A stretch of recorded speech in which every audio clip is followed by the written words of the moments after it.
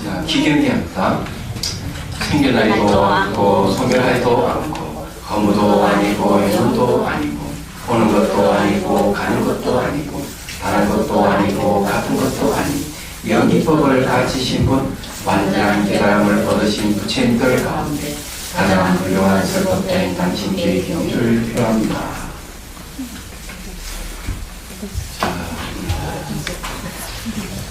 자, 오늘은 197페이지 반야 바람일에 대한 내용인데 우리가 그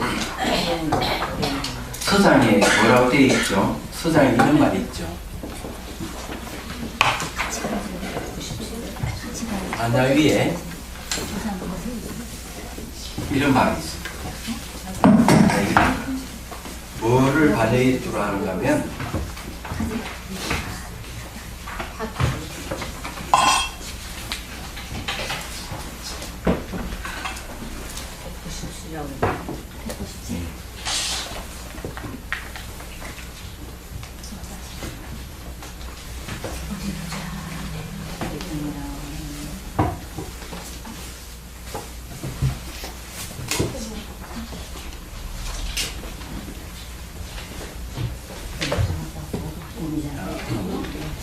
세간에 반연하는 것을 잡아 반야 위에 돌려두면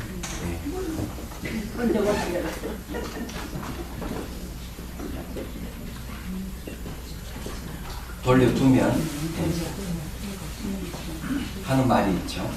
자, 여기 이제 세간에 반연하는 것을 잡는다 그랬어요. 자신의 마음이. 자, 이렇게 되어 있는데, 요거 이제 반야에 두면 뭐가? 번뇌망상, 망상이 사라진다. 그죠? 마치 파리가 불꽃 위에 앉을 수 없듯이. 그래서 자기 마음이 이제 세간에 반연하는 것을 딱 잡아가지고 반야에 탁 두버리면 된다. 지금 반야에 대한 얘기인데 오늘 여기 지금 경전 반야 바람일에 대한 얘기 나옵니다. 근데 이걸 이제 한번 딱 보면은 요것이 지금 서장에 나오는 이 구절을 이해가 될 거예요.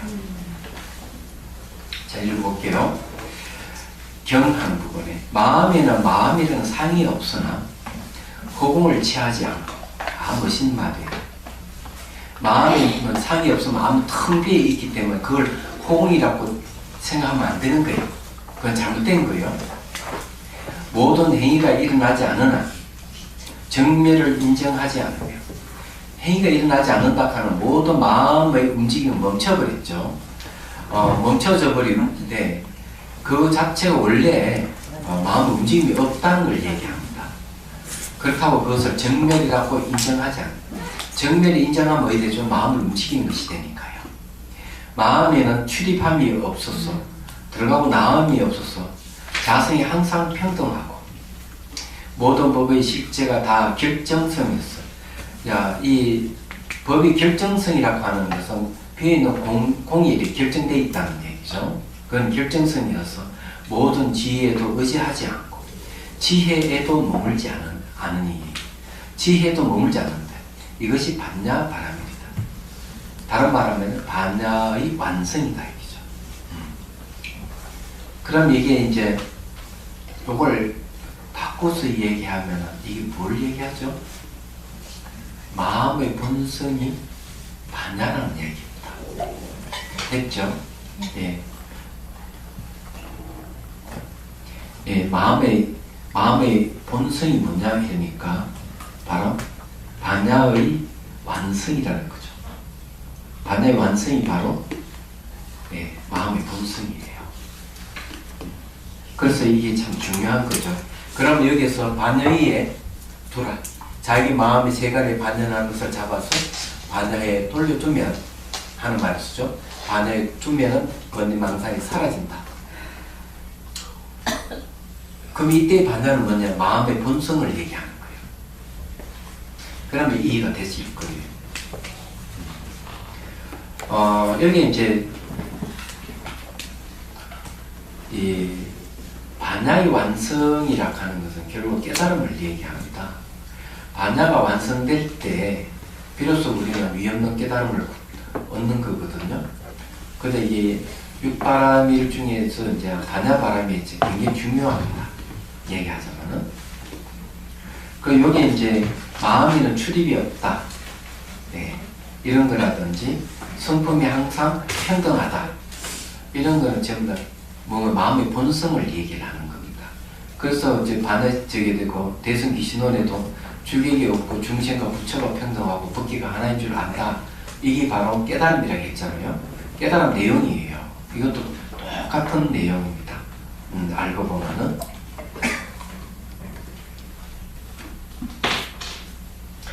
그 다음에 이제 그 앞에 또 뭘 얘기하는가 하면 이런 얘기가 있죠. 자, 반야에 두라 하는 말은 비슷한 거는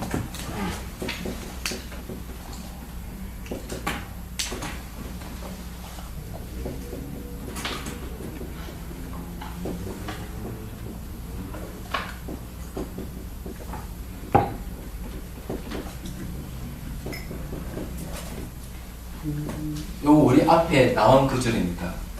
요거는 자, 몇 페이지 있는가 하면은 거기에 보면 194페이지 보면은 논하는 데 부분 보십시오. 거기에 위에 두 구절은 공의 이치에 안정하여 유의 결사를 끝나는 것이고 돼 있죠. 자, 공의 이치에 안정하여 유계를 떠난다. 유계는 번뇌입니다. 번뇌망상이죠. 네. 여기 그런 번뇌망상을 내 마음을 그렇죠? 마음을 어디에 두느냐 얘기죠. 공리에 둔다. 이건 둘 안자예요. 공리에 두면 번뇌망상 떠나게 된다. 반야 위에 두면은 번뇌망상이 사라진다. 같아요, 안 같아요? 같은 말이죠. 무슨 말인지 이해되죠? 네. 굉장히 중요한 거야. 공을 이치에 둔다 하면 이게 뭘 얘기해? 반야를 얘기한단 말이야. 반야. 응? 네, 반야. 이 기억해 두시라고. 그럼 이걸 우리 앞에서 얘기했지만 공 이치라 하는 비에 있는 이치잖아요. 비에 있다고 얘기하는 것은 있음을 다 부정하는 거거든요. 있음과 없음을 부정하는 게 공이에요. 그러니까 자 보십시오. 이게 종을 치면 소리에 마음을 두지 말고 소리가 지나가면 흔적을 남기지 않는데 두고 보십시오. 마음을. 그럼 거기는 아무것도 없어요. 그렇죠? 그 자리가 공리에 마음을 둔다는 거죠. 거기에 두면은 뭐가 없어지죠? 번뇌가 없어지는 거죠. 똑같이 상대 나하고 과음을 지르고 막 이렇게 하면은 마음을 어디에 두느냐? 상대가 과음 치는 그 지나간 내 머물지 않는 데 두거나 또는 반응하는 내 감정이 매 흔들릴 때 머물지 않는 데 딱 두거나 거기 딱 두면 공리에 두는 거죠. 공리에 두면은 어때요? 유결이 떠난다. 번뇌 이렇게 확 결합시키고 옳고 맵고 하는 이런 것이 탁 사라져버립니다. 이 말이에요. 똑같은 말이에요. 이게.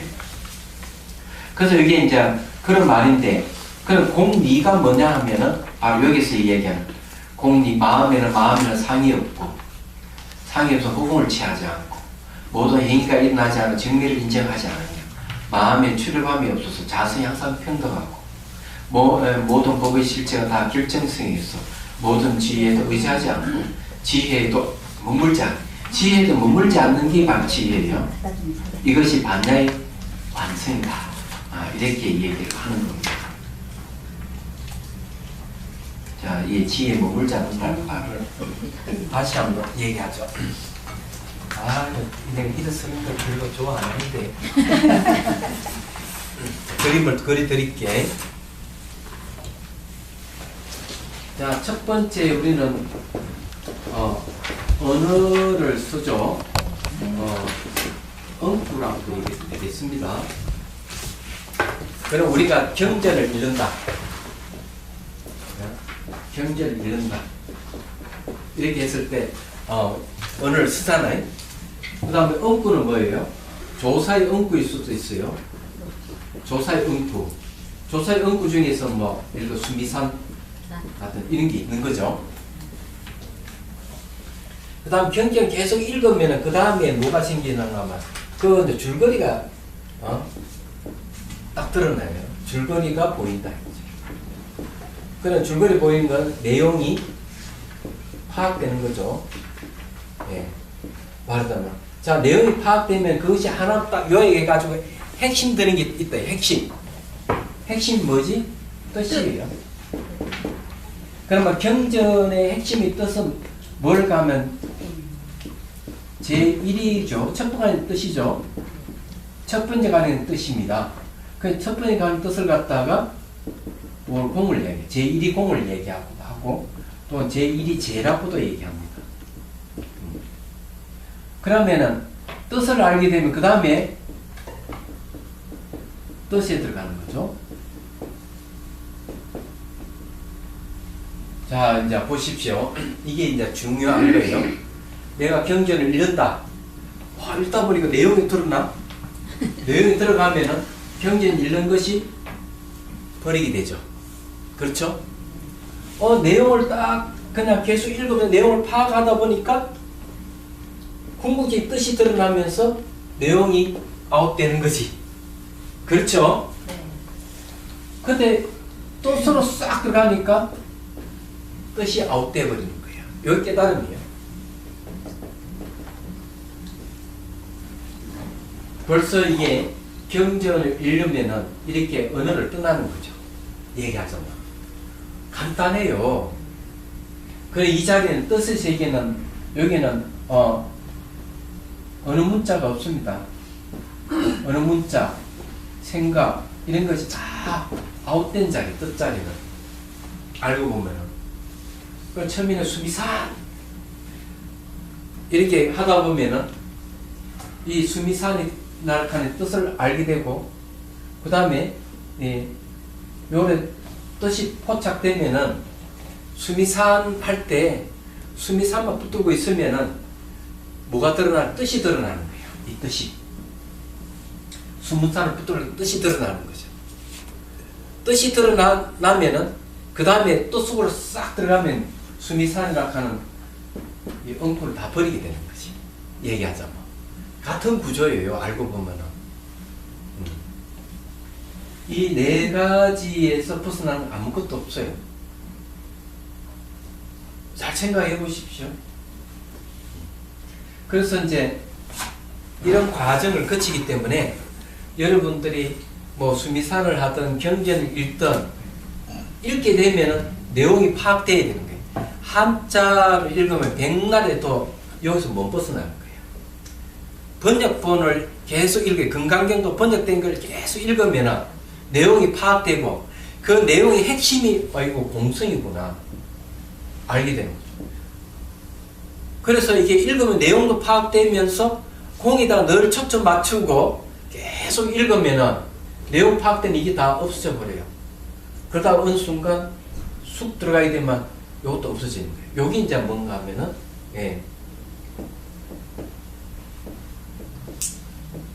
부주 반야입니다. 반야에도 머물지 않는데. 반야에도 요 뜻에 이게 이제 반야인데 요 뜻을 아는 것이 제120을 아는 게 요 반야거든요. 내가 뜻을 알았다면 반야인데 반야에 머물지 않는다 하는 건 이 뜻이 뜻 속으로 싹 들어가 버리면은 반야에도 머물지 않는다. 이렇게 되는 거예요. 그럼 요것이 뭔가 하면은 반야의 완성이죠. 완성은 뭔가 바람밀입니다. 반야 바람밀이라는 뜻이에요. 그래서 이게 반야에 머물지 않는다 하는 것은 뜻에 들어갈 때 하는 얘기예요. 요것이 반야이기 때문에 아니 제120이 왜 반야인 줄 알아요?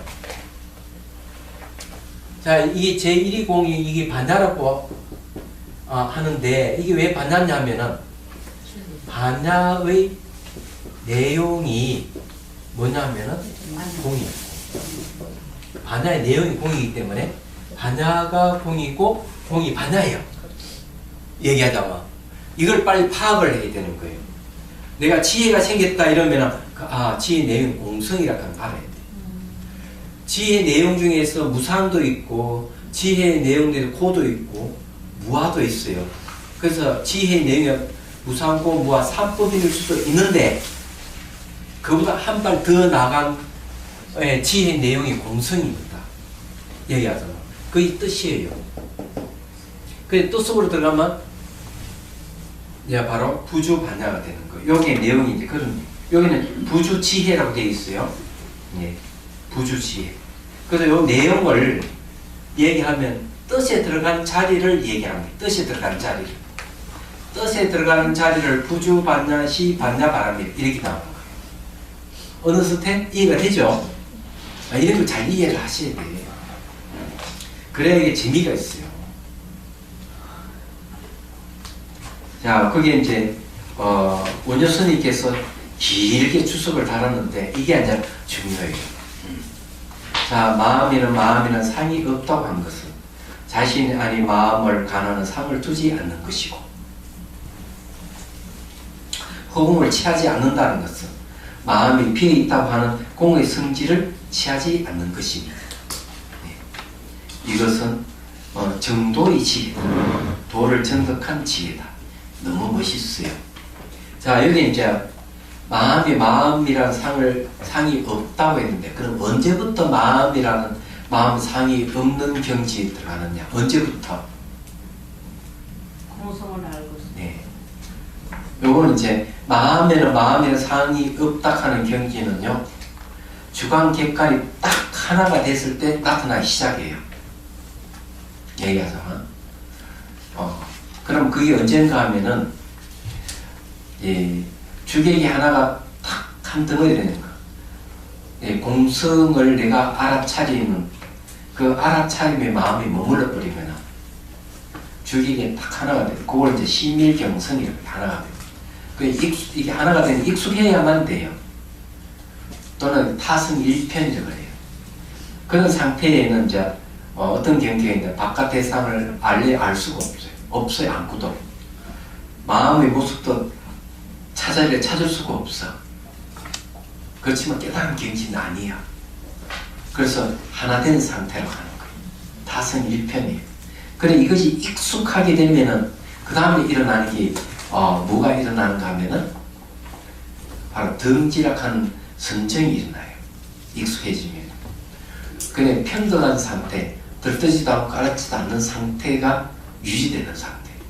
그런 속에서 뭔가 마음의 경안이 생겨요.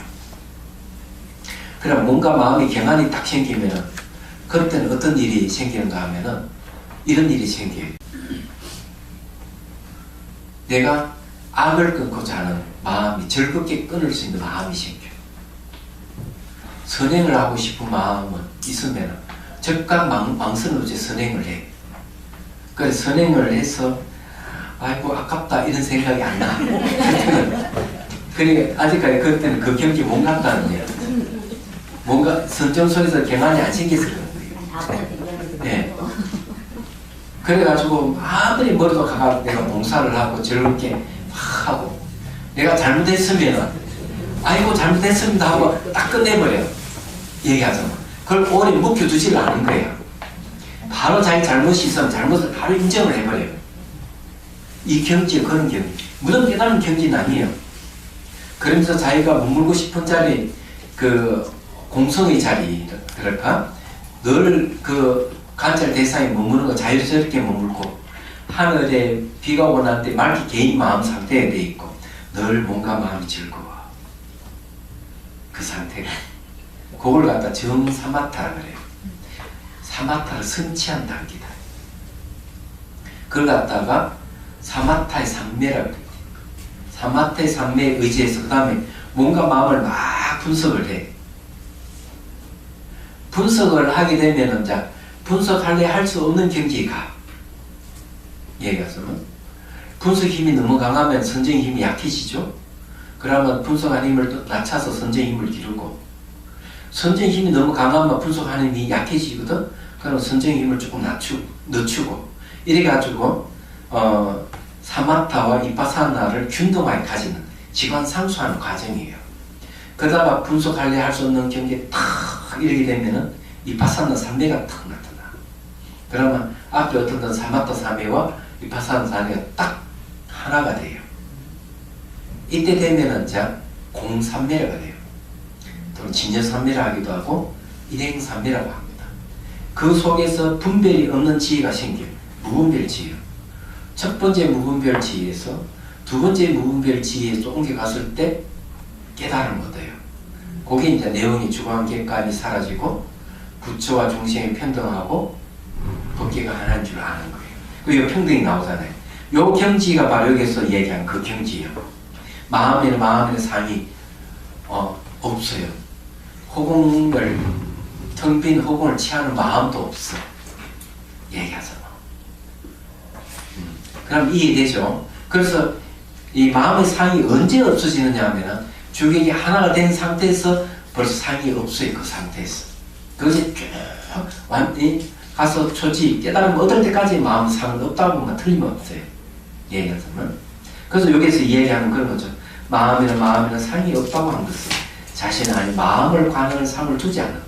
관하는 마음이 없다. 주객이 완전히 없기 때문에 공을 취하지 않는다는 것은 마음에 비어 있다고 하는 공의 성질을 취하지 않는 것이니 이것은 정도의 지혜다.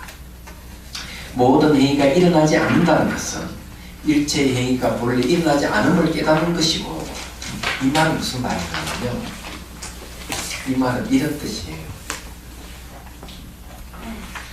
자, 여기에 이제 컵에 물이 있는데 이 물은 움직이는 성질이 있을까 없을까요? 없어요. 네. 있죠? 없어요. 없어요. 예, 움직이는 성질이 없어요. 이 흔들어야 돼. 외부 영향을 줘야 물이 흔들리지. 물 자체는 움직이는 성질이 없어요. 마음도 똑같아. 마음은 애초 처음부터 움직이는 성질이 없어. 외부 영향을 주면 막 일어나. 일어나더라도 역시 자성이 없는 건 똑같아. 얘기하자면. 그래서 이 본래 행위가 본래 일어나지 않는 걸 깨닫는다는 말이 그런 뜻이에요. 이런 걸 갖다가 뭐라고 얘기하냐면은 대승기신론에서는 이런 말이 있습니다.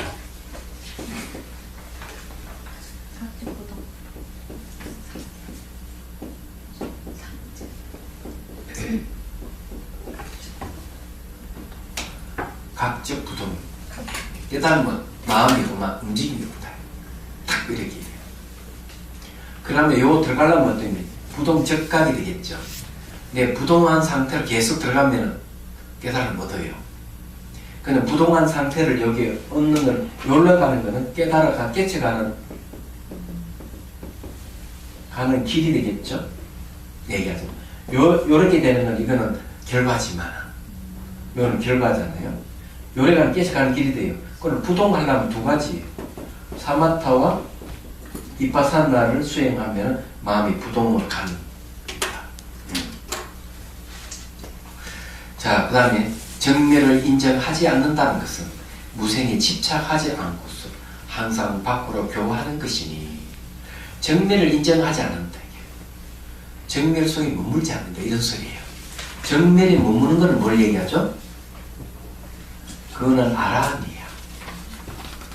자, 정멸을 인정하지 않는 것은 무생에 집착하지 않고서 항상 밖으로 교화하는 것이다. 이랬는데 해심일경에서는 어떻게 얘기할까? 해심일경에서는 이렇게 얘기를 해요.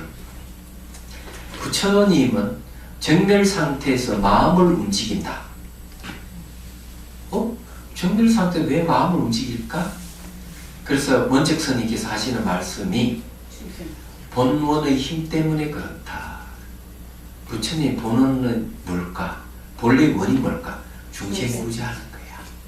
중생부자하는 마음이 있기 때문에 정멸의 상태에 들어가서도 정멸에서 머물지 않고 마음이 움직여서 중생부자하는 거예요.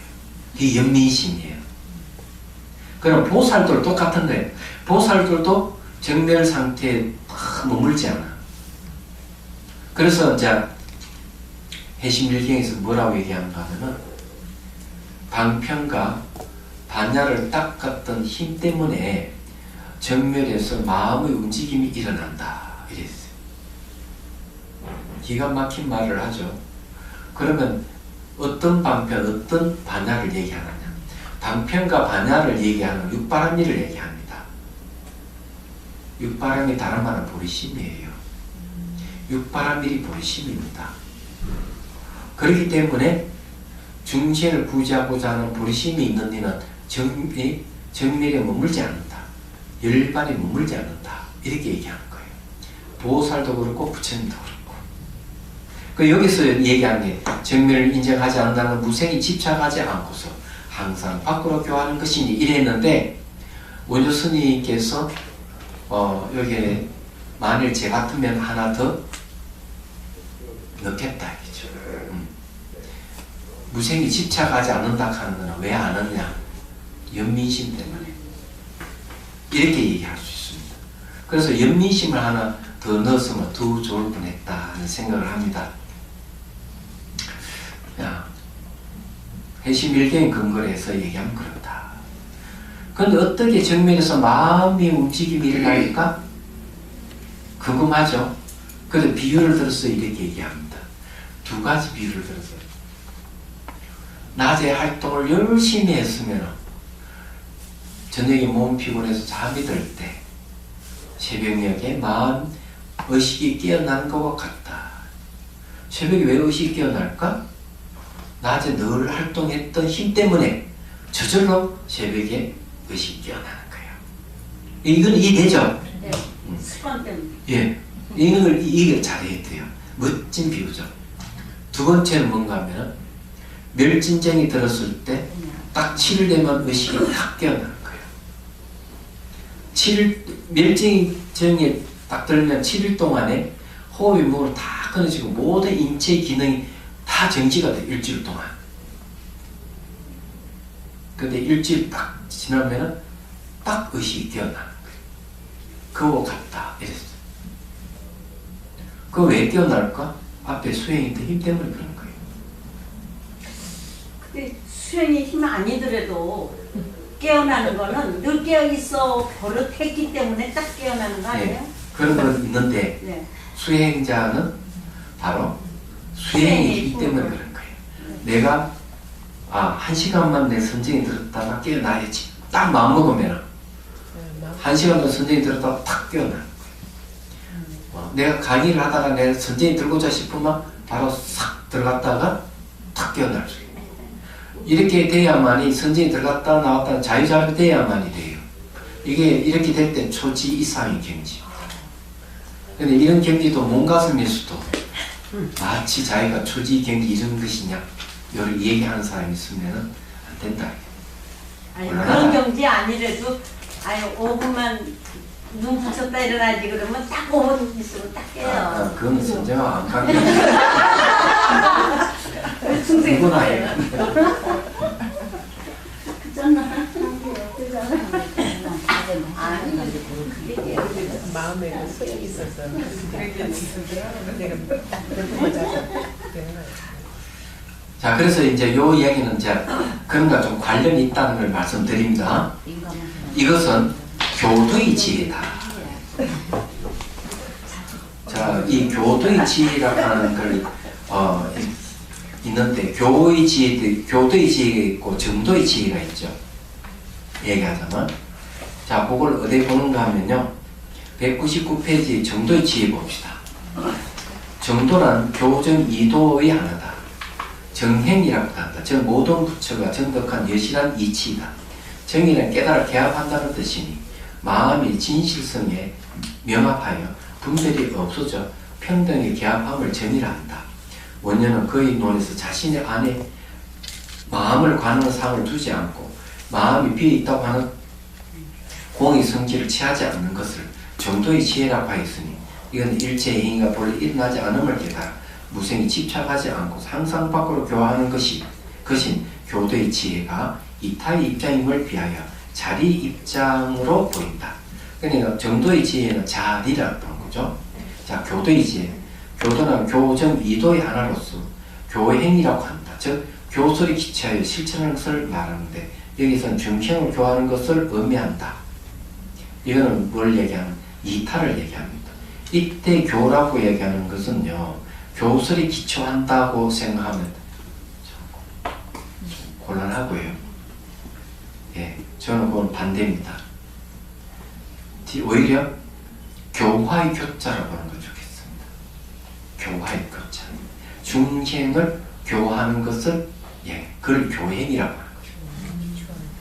교설이 기초하는 것은요, 정도의 지혜도 교설이 기초해서 정도의 지혜가 생깁니다. 교설에 기초하는 것은 정도의 지혜나 교도의 지혜는 똑같아요. 제가 보기에는 같고, 다만 중생을 교화한다. 가르침으로 교화한다. 가르침으로. 그래서 여기에서는 교도의 지혜라고 하는 건 이타를 얘기해요. 남을 도와준 이타. 이타의 지혜다 얘기죠. 그래서 뭡니까? 정멸에 머물지 않는 거예요. 정멸에 머무는 것은 정도의 지혜라 한다면 정멸에 머물지 않는 것은 교도의 지혜다. 이렇게 보시면 되겠습니다. 자, 마음의 출입함이 없어서 자성이 항상 평등하다는 것은 앞에 두 가지 도가 항상 서로 떠나지 아니하여 움직이면서 항상 고요하고 고요하면서 항상 움직이기 때문에 출입함이 없고. 자, 요 이야기가 참 중요한 이야기예요. 움직이면서 항상 고요하고 고요하면서 항상 움직이기 때문에 출입함이 없다. 요거는 저기 성간 책진에 보면은, 그러니까 조사 어록이죠. 조사들은 항상 움직이면서 움직이지 않고 움직이지 않으면서 움직인다, 이런 말을 해요. 바로 이런 것을 근거로 하는 거예요. 마음의 본성을 근거로 하고 있다. 마음의 출입함이 없다, 마음은 출입이 없다 하는 걸 근거로 한다. 그러면 조사 스님들이 왜 이런 말을 했느냐 이해하죠. 우리가 이런 경론을 공부를 하면 어록을 이해하기가 쉬워집니다. 그런 거죠. 그래서 움직임과 고요함이 항상 병행하여 한쪽에 막히지 않기 때문에 자성이 항상 평등하다. 이때 평등이라고 하는 뭔가 하면 안으로도 평등하고 밖으로도 평등하다. 안으로 자리에도 평등하고 이타에도 평등하다. 평등은 다 소행되기 때문에 그런 거예요. 모든 법의 실제는 다 결정성이라고 한 것은 정덕한 도의 항상 고유한 상을 설명하는 것이니 그 상이 진재와 동일하고 법성과 같기 때문이다. 그래서 이거는 전부 다 법성과 진재가 같기 때문에 결정성이다, 이렇게 얘기하는 거예요. 이런 건 법망경 보살 계품에도 보면은 뭐라 하는가 하면은 항상 인이 있다, 인이 있기 때문에 과가 있다, 이런 식으로 얘기하는 거 똑같습니다. 그렇기 때문에 우리가 그 항상 인이 존재하기 때문에 원인에 의해서 항상 결과를 얻을 수가 있는 거예요.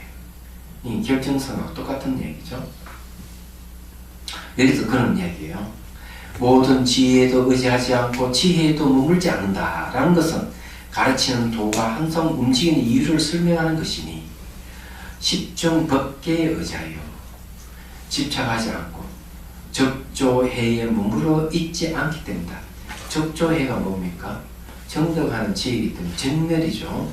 거기에 머물러 있지 않기 때문이다. 왜 그런가 하면 항상 십중법계에 의지해서 중생 구제한다 이거죠. 십법계를 얘기해요. 십중법계는 중하나 무구를 중지하 써서 10가지 겹쳐지는 걸 얘기하고 상호 의존관계 이런 뜻이에요. 그게 뭔가 하면 지옥, 축생, 아기, 아수라, 인간, 천상, 승문, 영각, 보살, 부처 이런 십법계, 십법가 서로 중첩되어 있는 세계를 십법계라고 그래요. 여기서는 십중법계 이런 소리입니다. 이런 십중법계에 의지하여 집착하지 않고, 그래 왜 거기도 집착하지 않을 뿐만 아니라 적조해도 머물지 있지 않기 때문이다. 이는 무슨 말하고 비슷한가 하면은 보디사트와 보살은 정멸에도 머물지 있지 않고 이 세간에도 머물지 않는다. 정멸에 머물지 않는 건 중생 구제하려는 여민심 때문에 머물지 않고, 우리 살고 있는 세간에 머물지 않는 것은 이 세간이 진실한 것이 아니기 때문에 환영과 같기 때문에 여기에 머물지 않는다. 이렇게 얘기합니다. 그 어디 머무는데? 머무는 바 없는데 머물고 있다. 예. 그래서 이제 이 얘기를 하는 거예요. 이 가운데 곧 깨달아 비춘다는 것은 것과 본받을 만한 것과 쟁론을 끊었다는 뜻을 갖추었으니 본받을 만한 것, 요즘 말하면 롤 모델을, 네? 롤 모델이 마음의 본성이 우리 롤 모델이 될 수 있는데 그걸 구현하신 분이 부처님이니까 또 그들 깨달으신 성인들이 우리 롤 모델이 되기 때문에 본받을 만하다 한 것이 있고, 쟁론을 끊었다 하는 거기에 주객이 없기 때문에, 주객이 있으면 늘 쟁론이 일어날 수 있는데 주관 객관이 없다 이게요. 갖추었으니 곧 이것에 위에서 말한 삼부로 무너뜨리지 않는다는 것이다. 이것을 출세간이 반야 바람이라고 한다. 위에서부터 육바람이를 각각 해석한 글을 마친다. 멋있어요. 이 내용 읽으니까 그냥 여러분 머리 아픕니까? 이해가 안 됩니까? 이해만 되기만 해도 좋아요. 이해가 안 되면 반복 읽어보면 돼요. 그리고 이게 녹화를 끌고 있는 계속 반복 들어보면은 이해가 될 거라고. 반복, 학습은 반복해야 돼요. 그래서 좋다 하는 거. 여기 참 마음이 드는 글이 뭔가 마음의 출입이 없다 하는 거와 그 다음에 마음의 상, 마음에는 상이 없고 호봉을 취하지 않고 이런 것들이 참 마음이 들어요. 이야기하죠. 이 마음의 본성을 참 멋있게 표현했다. 그래서 이제 비슷한 이야기는 뭔가 하면은 이런 이야기. 저기에도 뭐 기러기가 하늘을 날아간다. 날아가는 행위는 있는데 행위 흔적이 있을까 없을까? 없죠. 그거 같은 거죠. 얘기하자면 또 신령성인 거북이는 가면서 자기 뒤에 흔적을 다 지워버린다. 신령성은 거북이는 그렇대. 근데 보통 거북이는 지나가면 자기 흔적을 남기니까 사냥꾼에게 잡히는 거지. 번뇌 망상에 딱 결박되는 거예요. 그래서 백천간도 진일보도 생각해봤죠? 백천간도가 몇 미터죠? 백천은 한 30m 됩니까? 최꼭대기에 와 있지만 그걸 뒤로 탁 차버리는 거죠. 왜? 흔적을 안 남기는 거죠. 의지하고 있다 하는 것은 완전한 깨달음이 아니에요. 흔적이 남아있는 거는. 그래서 정면에 들이쓰면서 호공의 상을 취하지 않는다. 딱 이렇게 얘기하는 거죠. 그렇잖아요. 또 마음의 본성이 들어가서 내가 마음이라는 상을 취하지 않는다. 왜? 관하는 상은 그건 필요 없는 주객이 없기 때문에. 그러려면 내가 의지하고 있는 걸 다 버려야 돼요. 그래서 앞에 이제 이런 말도 있죠. 깨닫는 걸 표현할 때,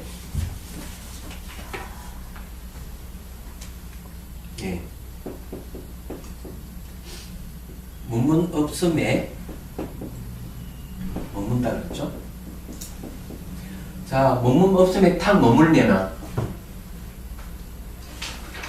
첫 번째 무가 나타나요. 과거는 지나갔었고 미래는 오지 않았다. 마음이 현재 마음이 머물지 않는데 탁 머물러 있으면 뭐가 발견되죠? 아무것도 없는 게 발견돼요. 바로 요거예요. 머문 없음 요거예요. 두 번째 무가 발견돼요. 두 번째 무가 뭐죠? 머물없에 머물고 있는 요 놈이 바로 머물 없다는 걸 알게 되는 거예요. 무주예요. 요 무자는 무주를 얘기합니다. 그 다음에 이제 뭡니까? 깨달음이에요. 이 깨달음은 견도입니다. 이건 앞에 우리가 공부했던 겁니다. 얘기하자. 그래서 종을 이제 땅 치면,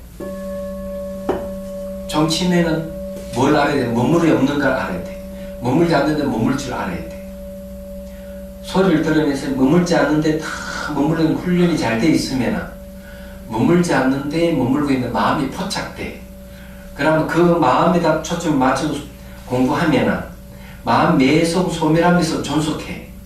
그럼 그 마음을 과거, 현재, 미래로 나눠. 지난 과거의 마음은 돌아오지 않고 미래의 마음은 오지 않고 현재 마음은 머물지 않는데 머물지 않는데 탁 머무는 게 바로 이게 첫 번째예요. 그러면 첫 번째 무가 나타나고 그 다음에 두 번째 무가 나타날 때 깨달음을 얻는 거예요. 이게 분명히 다 나와 있어요. 어려운 게 하나도 없어. 응? 그렇기 때문에 이런 이치를 잘 알아야 돼. 얘기하는 게 이제 그런 게 그대로 겹쳐져 있습니다. 199페이지. 자, 밑에 경 하는 거. 이제 육바람일 다 설명했고요. 상이 없는 육바람일 다 설명했습니다.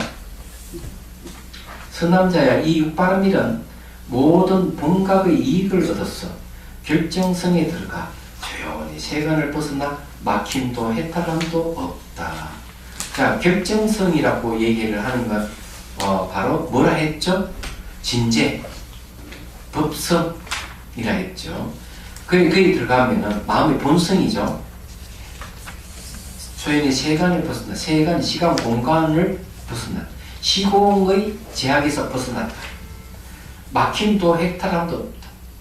해탈을 했다 하는 흔적도 안 남긴다. 이 말은요, 이런 얘기. 이건 소유견제로 나오는 말인데, 어느 스님이 열심히 수행해서 아란이 됐다고 생각을 했는데 늘 안함에 머물러 있는 거예요. 이상하다. 내가 아란이 견지에 갔다 오시는데 왜 안함에 머물러 있지? 의문이 생긴 거야. 부처님 찾아가서 물어요. 물으니까 부처님이 씩 한번 웃더니만 한마디 탁 던졌어. 당신은 아란의 향기가 남아있지 않습니까? 아란의 향기가 있는 이상 안함에 머물러 있습니다. 아란이라 하는 생각. 예, 흔적도 버려야 돼. 그게 진짜 아란이 되는 거지. 똑같은 원리예요. 근데 사람들은 이런 걸 못 버려가지고 대기업의 회장이 되면은 대기업의 회장이라 하는 생각을 버리면 진짜 회장이 되는데 내가 대기업의 회장이야? 너 나한테 댓글 썼어? 내 이름으로 나쁜 놈하고 불러가 때리는 거야. 어리석은 자죠. 똑같은 거예요. 그래서 진짜 자기가 높은 지위 있고 명예가 있는 사람은 겸손해요. 얘기하자면 대기업 회장이라도 저 문 앞에 뭡니까? 보초서는 문지기 역할을 하는 그런 사람 뭐라 그럽니까? 경비원에 가서 다 인사하고 이렇게 악수할 정도가 돼야 진짜 대기업의 풍모를 가지고 있죠. 불가 때리고 때려맞고 갑을 지불한다고 돈 던지고 이런 어떤 졸렬한 그냥 초보지 왕초보자 초등학생 사고 가지고 있는 사람 얼마나 많아. 웃기는 짓이지. 안 그래요? 그래서 이제 제대로 인격을 갖춘 사람이 높은 지위와 명예를 가지고 있으면 자기를 절대로 낮춰요. 눈높이를 똑같이 하는 거죠. 그게 진짜 제대로 되는 사람. 얘기하잖아. 그런 사람 늘 존경받는 거죠. 세상 이름이 남고. 그렇지 않고 내도록 말해 내가 어떤 사람인데 하고 그냥 상대방이 새뚜벅 치듯이 때리는 사람은 초등학교 수준도 안 되는 거지. 네, 제가 보기에는. 자, 200페이지. 논 한번 봅시다. 이 아래는 두 번째 전체적으로 밝힌 것이다. 그 중에는 두 가지 있으니 먼저는 육바리밀이 해탈과 동일함을 밝혔고 뒤에는 해탈이 바로 일반임을 나타냈다. 자, 육바리밀이 해탈이고 해탈은 일반이다. 해탈이란 말은 뭡니까? 모든 속바에서 벗어난 것. 어디한테도 의지함이 없는 걸 얘기하고 의지함이 있으면 해탈이 아니죠. 얘기하자면 여러분들을 누구 의지하고 있죠? 결혼하기 전에는 부모를 의지하고 결혼하면 배우자를 의지하고 나이가 들면 자식에 의지하는 게 부모 아니에요? 그렇죠? 네. 그런데 수행자는 어디에 의지하죠? 자기 자신, 자기 마음. 자기 자신을 의지하는 거죠. 그래서 뭐라고 부처님 이렇게 얘기해요. 법에 의지하고 법을 섬으로 삼아 법에 의지하고 자기 자신을 섬으로 자기에게 의지해라 하는 게 초기경전에 나오잖아요. 그런데 그 의지하는 게 바로 법성에 의지해야 되는데 그 의지하는 것이 의지하는 게 아니죠. 자기 법성이 돼버리면. 그죠? 그래서 뒤에는 해탈이 바로 열반임을 나타냈다. 처음 가운데 모든 본각의 이익을 얻었어. 결정성이 들어간다고 한 것은 육바람을 비로소 닦아서 모든 본각과 같아지고 본각이 드러나서 본각의 이익을 행하여지기 때문에 열애장이 들어가니. 자, 여기에 중요한 말이 하나 있어요. 자, 육바람일의 해탈과 동일함을 밝혔다. 자, 육바람일. 육바람이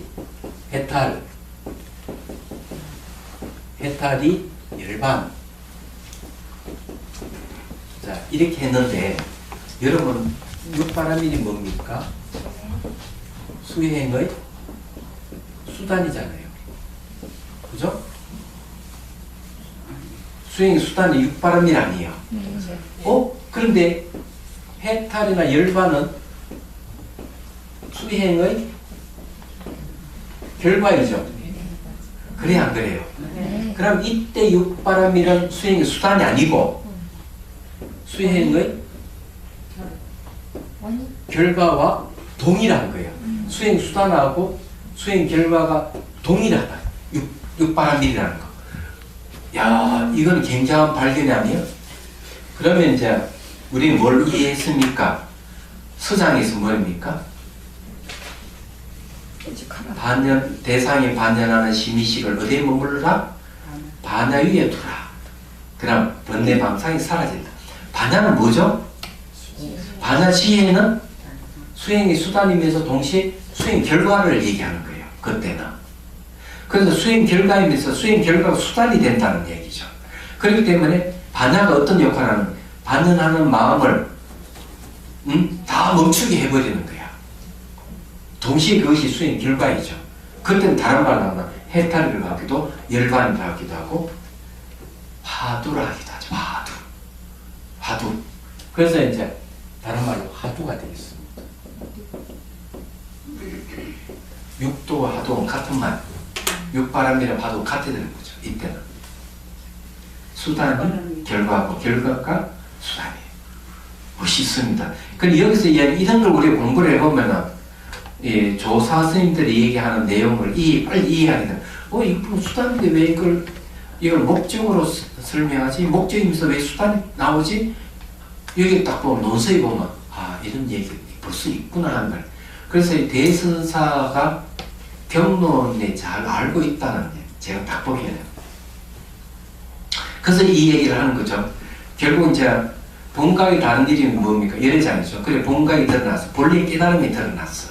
본래 깨달음이 이리에 행해지기 때문에 열애장에 들어가니 그 자성은 본래 적정하여 시작도 없고 끝이 없으며 바뀌거나 즉 전변함이 없다.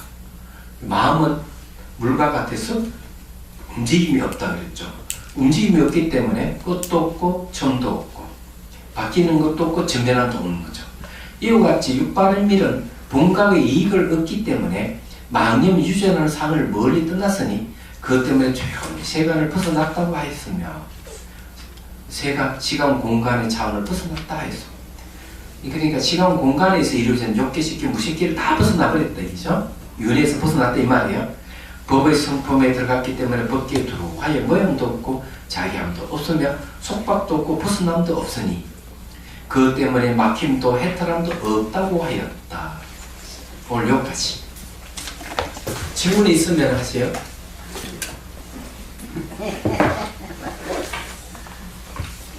질문.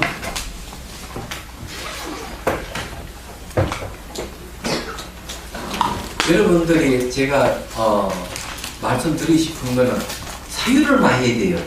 이런 걸 의심이 나고 잘 모르겠으면 잘 생각하고 거듭 생각을 많이 하셔야 돼요. 그럼 지혜가 생깁니다. 생각을 많이 써야 돼요. 생각할 것이 다 이러고 그러니까 웃으면 안 되지. 안 그래?